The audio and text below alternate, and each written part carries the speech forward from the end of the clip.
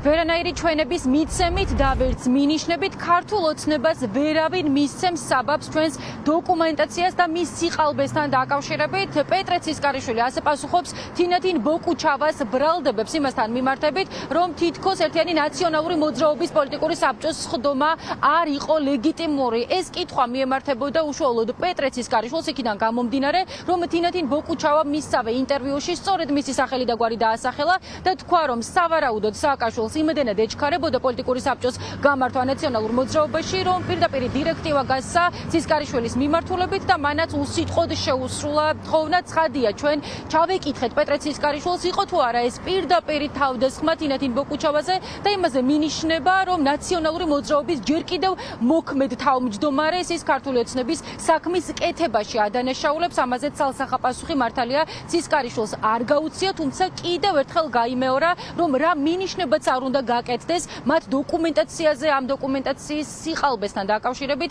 ეს ვერ გახდება ვერანაირი საფუძველი ქართული ოცნებისათვის, თუ კი მან ხელოვნურად არ გადაწყვიტა დოკუმენტაციის დახარვეზება, რადგან ცისკარიშვილის განმარტებით ყველაფერი იყო ლეგიტიმური და ერთიანმა ნაციონალურმა მოძრაობამ ამ პროცესში ყველაფერი წესის მიხედვით გააკეთა.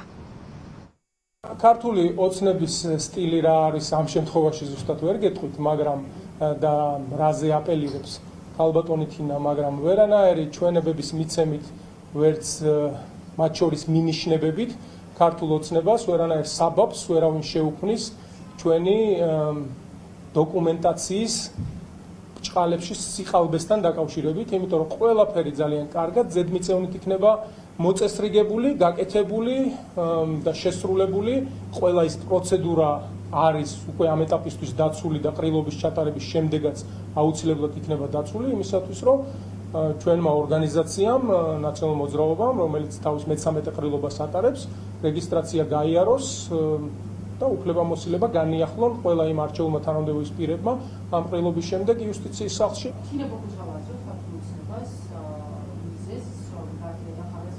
და არანაირი მიზეზი ვერავის გამოუვა ასეთი მიზეზების მოძიება.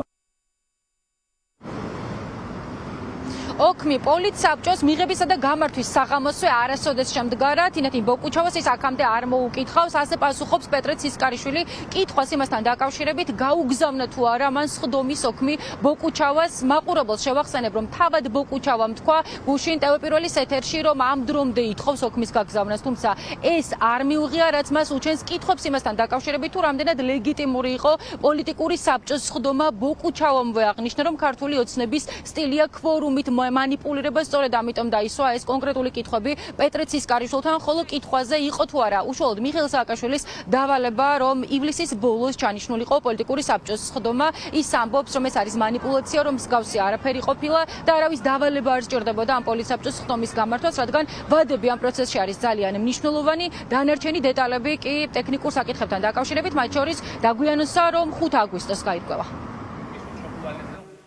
ფორუმიც იყო პოლიცსაბჭოს ლეგიტიმურია, არა 130, არამედ 119 წევრია იმ პოლიცსაბჭოში, გაცილებით მეტი ადამიანი ესწრებოდა, ვიდრე 40-მდე პოლიცსაბჭოს წევრია.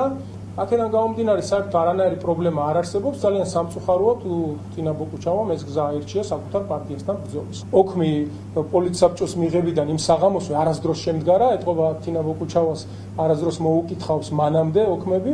დაახლოებით 5 დღიდან 1 კვირამდე პერიოდი ჭირდება ხოლმე, რომ ყველაფერი იქნას ზუსტად გაწერილი. ქართულ ოცნებას რა თქმა უნდა ეჭვი მაქვს, რომ გაუხარდება, რომ უფრო დამატებით აი ამ მინიშნებებიდან გამომდინარე, რომ დამატებით იქეკონ ჩვენ საბუთებში, მაგრამ იმ დროისთვის, როდესაც ჩვენ იმ დოკუმენტაციას წარვადგენთ იუსტიციის სახლში, რომელიც იქნება ყრილობის დასრულების შემდეგ შეტანილი, მე დარწმუნებული ვარ, ყველაფერი ზედმიწევნითი სიზუსტით იქნება გატარებული, დაცული და ვერაფერზე მოგვედავებიან და ვერაფერს დაგვიხარვეზებიან.